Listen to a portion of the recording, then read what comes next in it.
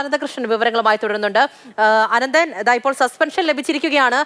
ഗോപാലകൃഷ്ണനെതിരെ കനത്ത നടപടി ഉണ്ടാകും. പ്രശാന്തിനെതിരെ എന്ത് നടപടിയാണ് എന്ന് മാത്രമായിരുന്നു അറിയേണ്ടിയിരുന്നത്.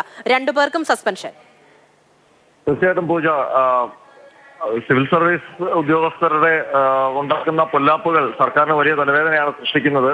IPS ഉദ്യോഗസ്ഥനായിരുന്നു സർക്കാരിനെ വലിയ വിവാദത്തിലേക്ക് കൊണ്ടെത്തിച്ചത്. അതിന് പിന്നാലെ സിവിൽ സർവീസ് IAS ഉദ്യോഗസ്ഥരും സർക്കാരിന് ഒരു തെരഞ്ഞെടുപ്പ് വേളയിൽ വലിയ തലവേദന സൃഷ്ടിച്ചു.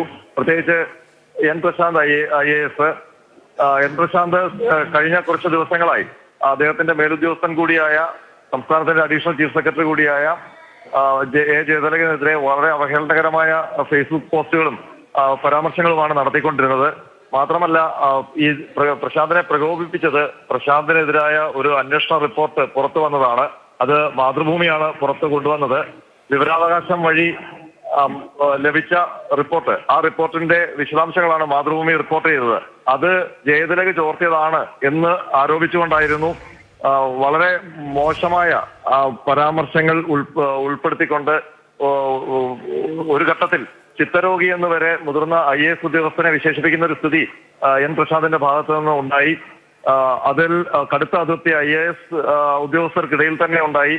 ചീഫ് സെക്രട്ടറി വിശദീകരണം പോലും ചോദിക്കാതെ വിശദമായ ഒരു റിപ്പോർട്ട് ഇത് സംബന്ധിച്ച് പ്രശാന്തിനെതിരെ മുഖ്യമന്ത്രിക്ക് സമർപ്പിച്ചു.